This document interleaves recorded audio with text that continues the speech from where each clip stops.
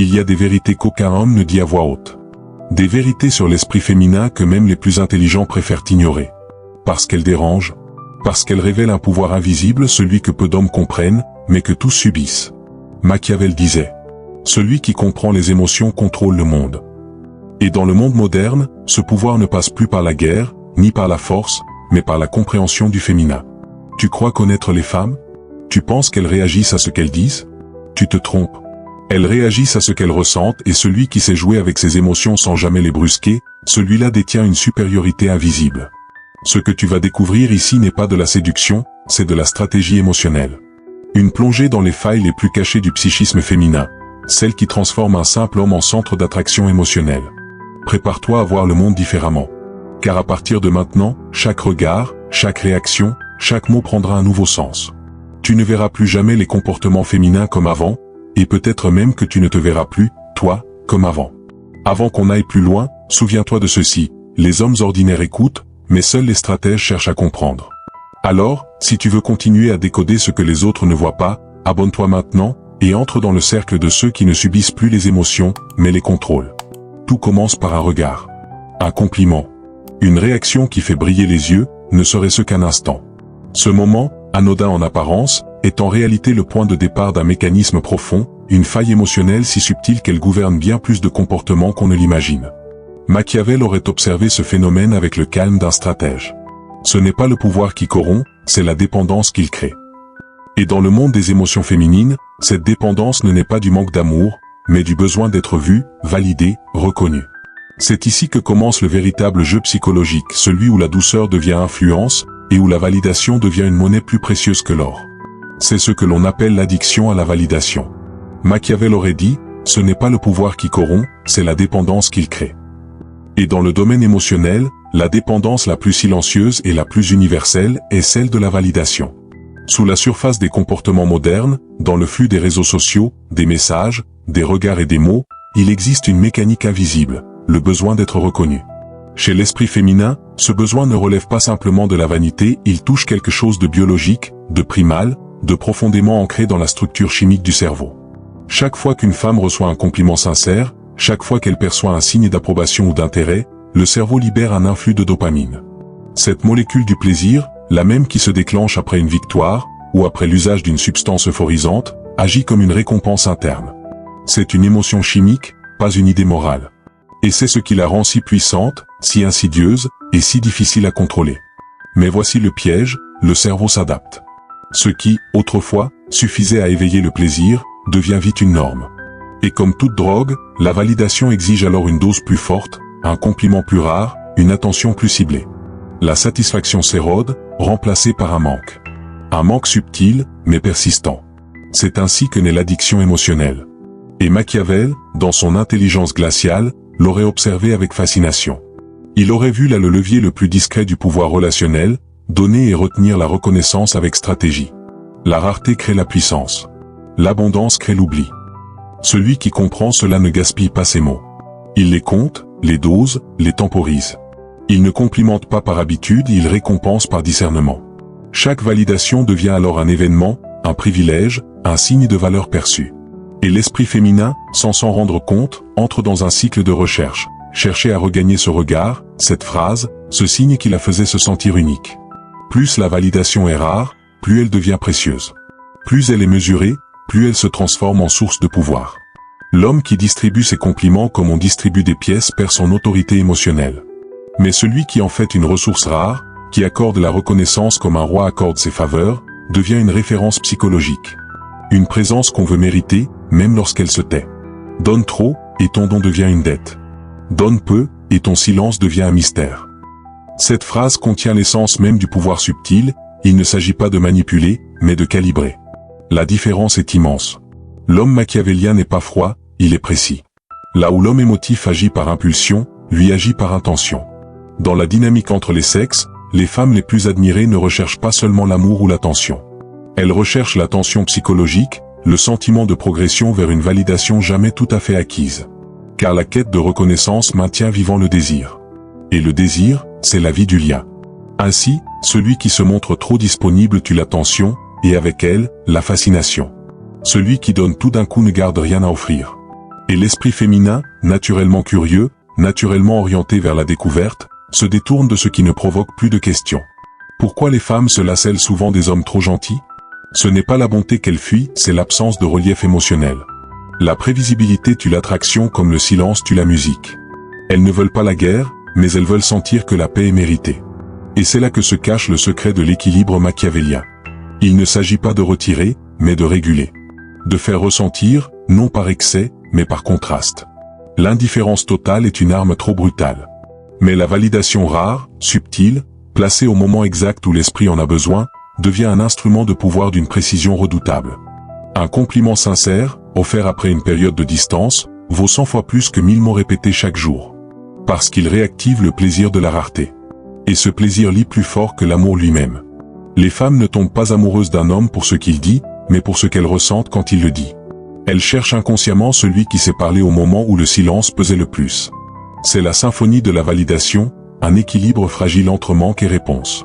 L'homme machiavélien sait que le pouvoir n'est pas dans les gestes spectaculaires, mais dans la gestion de l'attention. Il ne fuit pas les émotions, il les orchestre. Il comprend que la validation est un carburant à double tranchant. Trop en donner brûle le moteur, trop en retirer éteint la flamme. C'est une danse délicate, un art du tempo et de la mesure. Et quand il la maîtrise, quelque chose de subtil se produit, il n'a plus besoin de parler pour être écouté. Sa seule présence devient la validation qu'elle cherche. Son silence devient une question, et son regard, une réponse. Car la faille de la validation n'est pas un défaut. C'est un besoin universel, amplifié par la sensibilité féminine. Et celui qui apprend à la comprendre, sans en abuser, devient un architecte émotionnel, un sculpteur du désir. Il ne possède pas les émotions de l'autre, il les dirige doucement, invisiblement, comme on guide une flamme avec le souffle juste. Et c'est là que Machiavel aurait souri. Car dans ce jeu silencieux où la validation devient rare, celui qui se tait crée plus de dépendance que celui qui parle sans fin. Mais ce pouvoir a une faiblesse. Une faille encore plus subtile, plus profonde. Car l'addiction à la validation ne serait rien sans la tension qu'elle génère, l'incertitude. Et c'est dans cette incertitude que naît le véritable magnétisme. Là où la raison se trouble, et où le contrôle bascule lentement du côté du stratège. Le paradoxe de l'incertitude, Machiavel enseignait que le pouvoir ne se maintient pas par la force, mais par le contrôle des perceptions. Il savait que l'esprit humain se fatigue vite de ce qu'il comprend trop bien, et s'enflamme pour ce qu'il ne peut totalement saisir.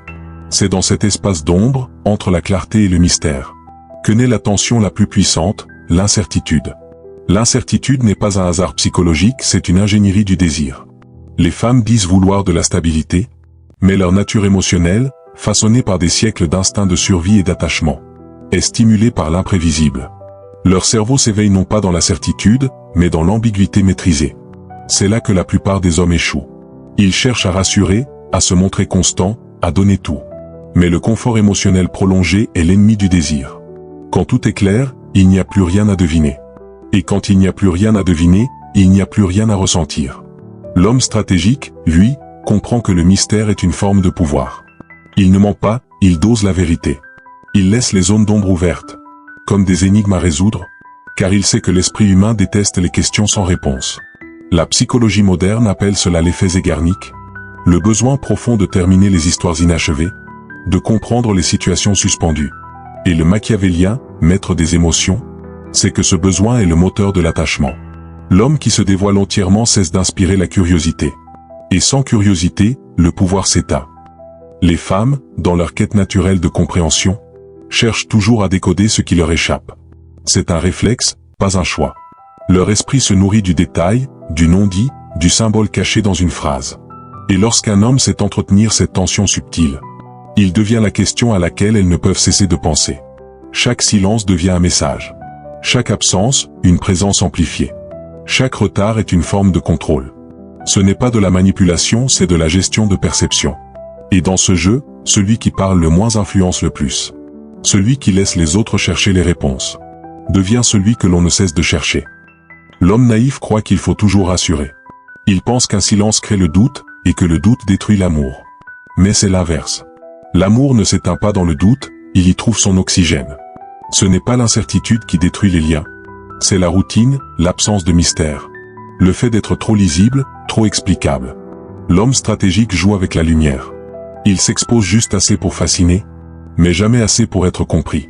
Il laisse 70% de clarté juste de quoi apaiser, et 30% d'ombre juste de quoi troubler. Cette proportion n'est pas symbolique, c'est une loi psychologique. Car le cerveau humain a besoin de ce déséquilibre pour rester actif. Une sécurité totale éteint la curiosité, mais un mystère permanent crée l'obsession.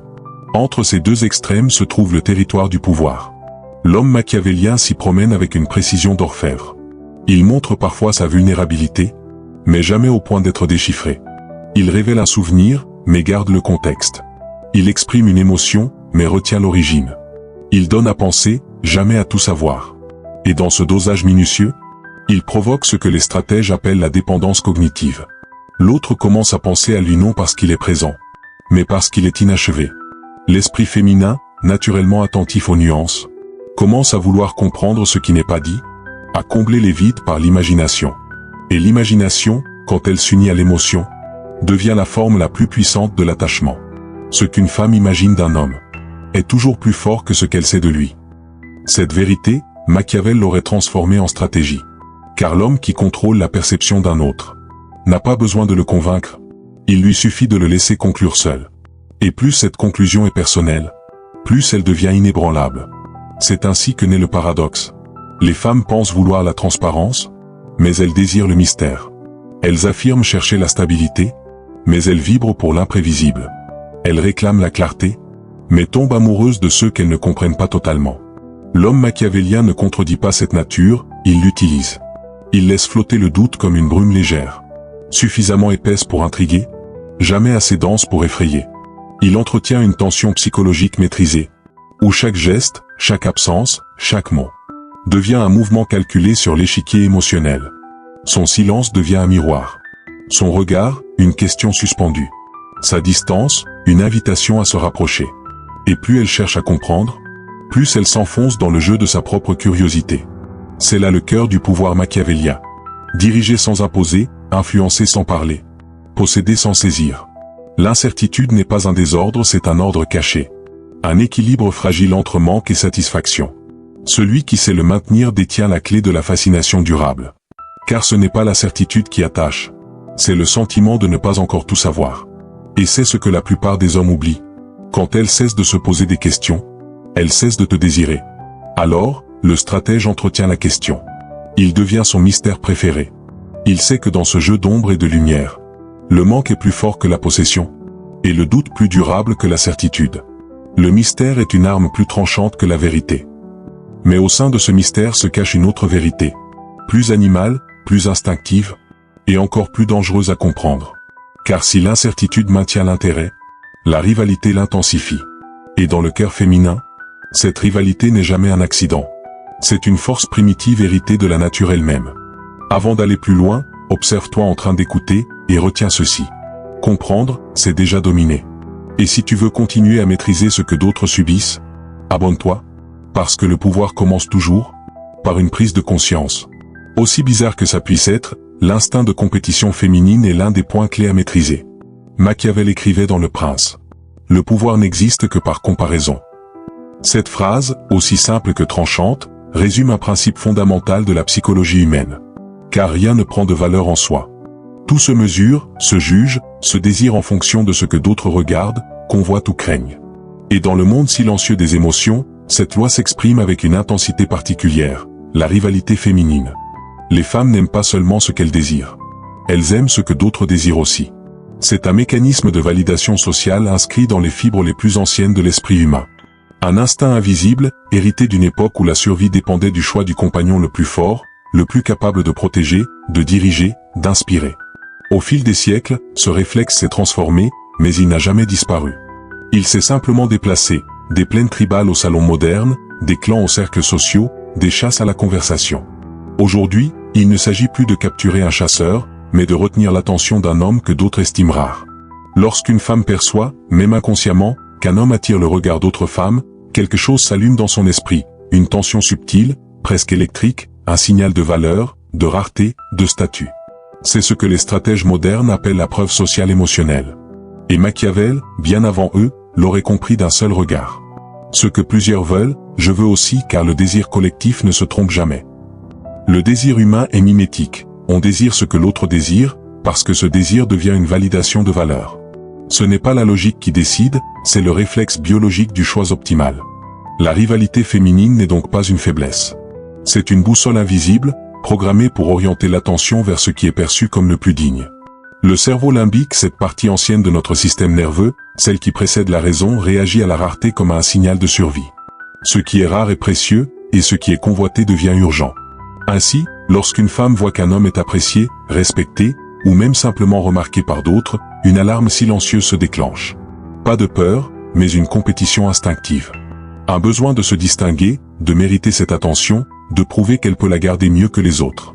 C'est un duel invisible, une guerre douce, menée sans armes, où le champ de bataille est le regard, le ton, la présence.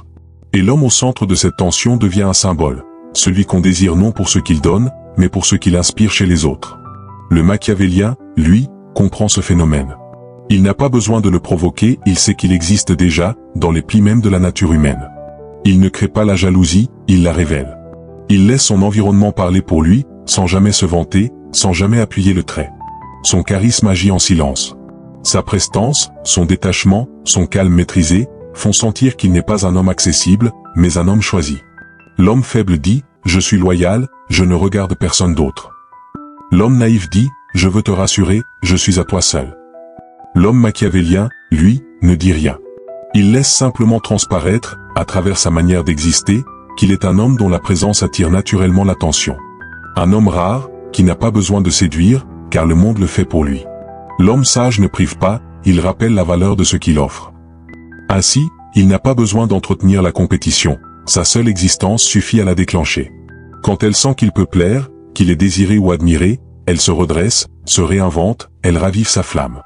Non pas pour le conquérir, mais pour ne pas le perdre. C'est une danse aussi vieille que le monde, le mouvement constant entre possession et menace de perte. Et dans cette oscillation, l'attachement se renforce. Ce n'est pas la certitude d'être aimé qui fait battre le cœur, mais la crainte douce d'être remplacé. Le machiavélien sait que ce fil est fragile. Il ne le tire jamais trop fort, car la jalousie, si elle devient angoisse, se transforme en poison. Mais en équilibre, elle devient un tonique émotionnel. Elle garde l'attention vive, le désir éveillé, la connexion réelle. Il ne cherche pas à provoquer la rivalité par cruauté, il s'en sert comme d'un miroir.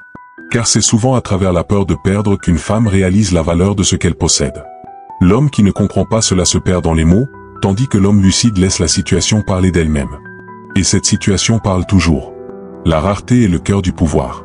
Et celui qui peut se faire désirer sans rien promettre, règne sans effort. Les hommes qui mendient l'attention deviennent des serviteurs émotionnels. Ceux qui inspirent la compétition deviennent des rois silencieux. Ils n'implorent pas, ils provoquent le mouvement. Mais il y a ici un point d'équilibre que peu atteignent, la frontière entre l'art et la manipulation. Le machiavélien véritable n'en abuse pas. Il ne joue pas avec la blessure, il joue avec la perception. Il comprend que la rivalité féminine n'est pas un jeu cruel, mais une mécanique naturelle de désir et d'admiration. C'est cette conscience qui le rend différent. Il ne cherche pas à blesser, il cherche à maintenir la valeur perçue de son monde intérieur.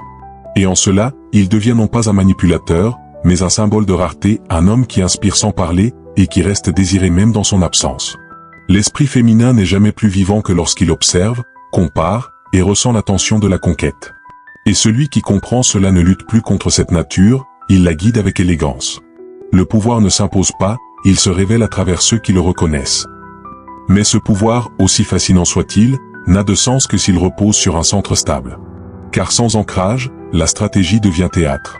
Et c'est là que surgit la faille la plus subtile, la plus noble, et la plus difficile à maîtriser. Celle du leadership émotionnel, l'art de rester calme au milieu de la tempête qu'on provoque. Le leadership émotionnel, là où plusieurs ont lamentablement échoué et échoueront encore et encore avant de saisir le mécanisme et passer à son application. Alors tu dois savoir ceci, le pouvoir le plus durable n'est pas celui qui s'impose. C'est celui qui apaise. Ce pouvoir ne se mesure pas dans les regards qu'on attire, mais dans les tempêtes qu'on calme. Il n'appartient pas à ceux qui crient, mais à ceux qui restent silencieux lorsque tout s'effondre.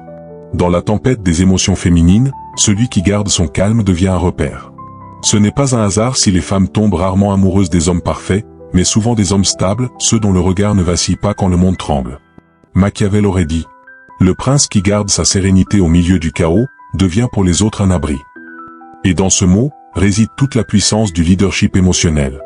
Car au fond, chaque être humain cherche un centre. quelqu'un ou quelque chose autour duquel il peut graviter sans se perdre. Dans le tumulte des émotions, ce centre devient une boussole invisible. Le leadership émotionnel, c'est cela, la capacité de rester solide quand l'autre vacille, d'être ancré quand l'autre doute, de ne pas répondre à la tempête par une autre tempête, mais par le silence d'un roc.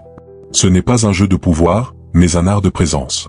L'homme machiavélien comprend que la vraie domination n'est pas d'écraser, mais d'absorber. D'être si stable intérieurement que les émotions de l'autre s'y épuisent, comme les vagues sur la falaise. L'eau ne brise pas la pierre, elle la polit. Dans le monde émotionnel féminin, le calme est rare, et ce qui est rare devient précieux. La plupart des hommes réagissent.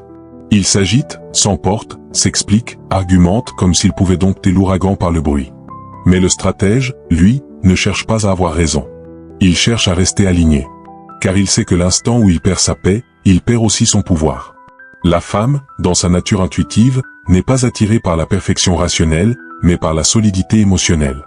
Elle teste sans le savoir, elle provoque, non par cruauté, mais pour ressentir la limite, pour vérifier que ce qu'elle ressent ne la détruira pas. Et quand elle rencontre un homme qui reste calme dans la tourmente, elle ressent non pas la peur, mais la sécurité primitive de celui qui sait tenir la barque quand les vents se lèvent. Le féminin cherche l'homme qui peut la contenir, non pour la restreindre, mais pour accueillir ses émotions sans s'y perdre. C'est là la faille la plus noble du féminin, le besoin d'un centre de gravité. Et celui qui l'incarne ne conquiert pas par séduction, mais par présence. Son regard dit, je ne te contrôle pas, je me contrôle. Et ce message, sans mots, a plus de pouvoir que 1000 promesses. Le machiavélien n'élève pas la voix. Il élève son niveau de calme. Il sait que celui qui se laisse emporter devient prévisible, et que celui qui garde le contrôle devient une énigme, un repère, une force tranquille dans un monde de réactions impulsives. Son silence n'est pas faiblesse. C'est une discipline émotionnelle. Chaque mot qu'il choisit devient une décision stratégique. Chaque geste qu'il retient devient une démonstration de maîtrise. Il comprend que dans la guerre des émotions, le vainqueur n'est pas celui qui parle le plus fort, mais celui qui reste lucide le plus longtemps. Le vrai contrôle ne consiste pas à éteindre le feu, mais à savoir quand s'en approcher. Car il ne s'agit pas d'être froid. Le vrai calme n'est pas l'absence d'émotion, c'est la présence d'une conscience supérieure. Une lucidité qui observe tout, mais ne s'attache à rien. Un regard qui comprend, mais ne se perd pas. Dans ce leadership émotionnel, le pouvoir devient respect, et la domination devient harmonie. Ce n'est plus un jeu d'échecs entre deux esprits, mais une danse entre deux équilibres. L'homme machiavélien ne cherche pas à dompter le féminin. Il cherche à lui offrir un espace où il peut se déployer sans danger. Un espace de sécurité intérieure qui transforme la tension en confiance, et la peur en fascination. Celui qui maîtrise ses émotions inspire la paix à ceux qui ne peuvent maîtriser les leurs. Mais cette maîtrise demande une rigueur intérieure extrême. Car comprendre les failles ne sert à rien si l'on est soi-même gouverné par ses impulsions. Le stratège qui ne se connaît pas est un esclave déguisé en roi. Mais celui qui s'observe, se contient, et agit avec précision et calme, devient le centre autour duquel tout gravite. C'est le sommet du machiavélisme émotionnel, non pas manipuler, mais se transcender. Comprendre les émotions pour ne plus en être le prisonnier. Apprendre à naviguer dans les tempêtes de l'autre sans jamais perdre sa propre direction. Celui qui comprend les émotions contrôle le monde. Mais celui qui se comprend lui-même, n'a plus besoin de le contrôler. Car le véritable pouvoir n'est plus alors tourné vers les autres. Il devient intérieur. Il cesse d'être un outil de conquête, et devient une lumière silencieuse. Le machiavélien, arrivé à ce niveau de lucidité, ne joue plus pour dominer. Il observe, il influence, il rayonne. Son calme devient contagieux. Sa maîtrise devient magnétique. Et même ceux qui veulent le tester finissent par s'apaiser à son contact. C'est ici que la stratégie touche à la spiritualité. Car maîtriser le monde extérieur ne sert à rien si l'on n'a pas d'empire sur son monde intérieur. La paix est la dernière forme de pouvoir. Et celui qui l'incarne n'a plus besoin de mots, plus besoin de tactique, plus besoin d'artifice. Il devient le silence qui commande. La présence qui oriente. La force tranquille que même le chaos respecte. Et tandis que les autres se battent pour convaincre, lui, attire sans rien dire. Car son énergie parle avant lui. Ce n'est plus la voix du stratège, ni celle du séducteur, mais celle du maître de soi. Et c'est à ce moment précis, quand tout s'apaise, qu'une autre vérité commence à se révéler. Celle qui ne concerne plus les autres, mais l'origine du pouvoir lui-même, le soi intérieur. Au fond, comprendre ses failles n'est pas un moyen de dominer, c'est un moyen de voir. Voir ce que la plupart ignorent, comprendre ce que d'autres subissent, et surtout ne plus réagir, mais choisir. Machiavel aurait souri devant ce paradoxe. Le véritable pouvoir ne consiste pas à gouverner les autres, mais à ne plus être gouverné par soi-même. Car celui qui maîtrise les émotions humaines ne détient pas une arme, il détient une clarté. Et dans un monde où tout le monde cherche à plaire, le vrai stratège, lui, apprend à rester maître de lui. Alors, demande-toi, es-tu prêt à observer sans te perdre? À comprendre sans juger? À ressentir sans te soumettre? Car c'est là que le véritable pouvoir commence, dans le silence de celui qui sait. Avant de partir, souviens-toi, la connaissance n'a de valeur que si elle continue de s'approfondir. Alors si tu veux aller plus loin, si tu veux continuer à décoder les mécanismes invisibles du pouvoir émotionnel et de l'esprit humain, abonne-toi. Pas pour suivre une chaîne, mais pour rejoindre ceux qui voient ce que les autres ne voient pas.